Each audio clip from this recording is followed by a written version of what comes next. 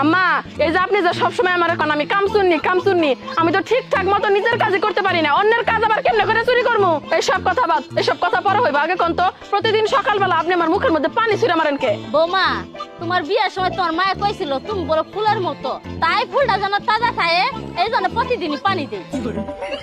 আর বৌমা শুনা এটা কথা, আর তুমি গেলা আমার ফুলারে জেলখানা থেকে ছাড়াই নিয়ে, আবার তুমি একলাছে আমার ফুলা কই? আরে আপনার পোলার জেল থেকে বাইরে হওয়ার কথা 9:10-এ, ও বাইরে হয়েছে 9:30-এ। পরে আমি জিজ্ঞাসা করলাম কি ব্যাপারে, 20 মিনিট তুমি কই আছিলা? পরে কয় পায়েল তুমি বাড়িতে যাও গা, জেলখানায় আমার জন্য ঠিক আছে। এটা কই আবার জেলের ভিতরে ঢুকে পড়ছে।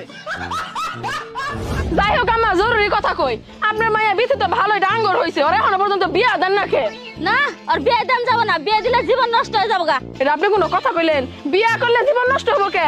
আমি বিয়া করি নাই, সংসার করতেছি না। আপনি কি এবারে বউ হয়ে আসেন না? আপনি আমার শ্বশুরের সাথে সংসার করতেছেন না? আমরা তো ঠিকই আছি, জীবন তো নষ্ট হয় নাই, তাইলে ওরে বিয়া দিলে ওর জীবন নষ্ট হবো